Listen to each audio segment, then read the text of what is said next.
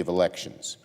But nearly every day, President Trump ignores this fundamental responsibility and tramples on the values that have made our country the light of the world. No president has come close to defaming and trying to destroy the democratic values of this country. No president has come close. None.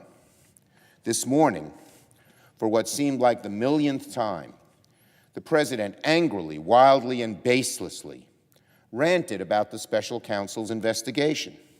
It doesn't matter to him that his claims have no basis. It doesn't matter to him that his words may degrade faith in our independent law enforcement agencies and the rule of law. He proceeds only according to self-interest. He's offended that someone might look into the fact that he did something wrong. This happens with every president. And he lashes out in ways that hurt our democracy permanently. Just look at how over the past few weeks, President Trump has tried to intimidate and bully election officials in Florida and Arizona with fantastical claims of voter fraud. It doesn't matter to him that there's no evidence for the charges. It doesn't matter to him that in both states, Arizona and Florida, Republican officials have said there's no fraud, debunking the president's claims.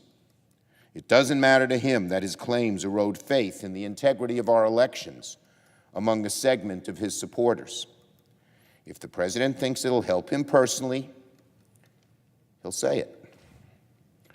One of the most recent examples just happened yesterday. The president, he keeps getting more and more absurd. He makes up things. So he most recently claimed in an interview with the Daily Caller that, quote, illegal voters go to their car, put on a different hat, put on a different shirt, and vote again. Mr. President, name one. Name a few. Where did it happen and when? Or did you just read this on some right-wing, nasty, dishonest blog and just repeat it? Donald Trump, you're the President of the United States. Because you read something in a blog that has no basis in fact, you don't have the right to repeat it if you're president and behaving presidentially. And yet he does it over and over again. It's the height of irresponsibility. It's the height of irresponsibility. Since his first day in office, President Trump has made these ridiculous claims about voter fraud. And even his sham voting commission, led by Chris Kobach, couldn't prove.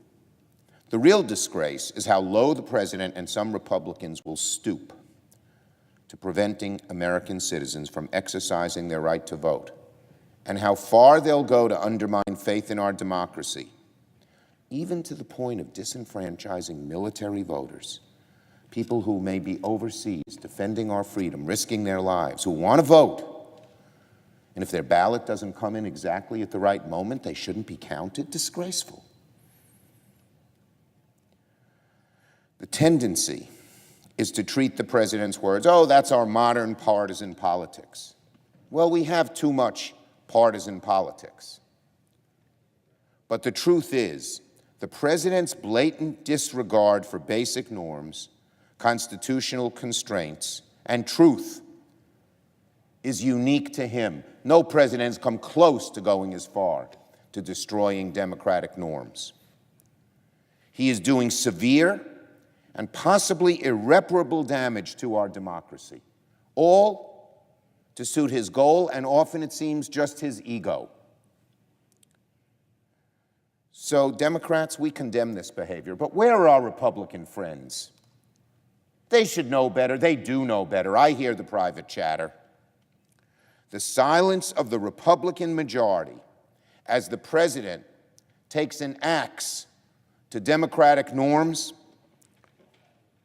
will go down as one of the least bright moments in the history of the Republican Party. It will go down as one of the bad marks in the history of the Senate. And we don't hear a peep. Are our Republican colleagues afraid? Are they just being mercenary?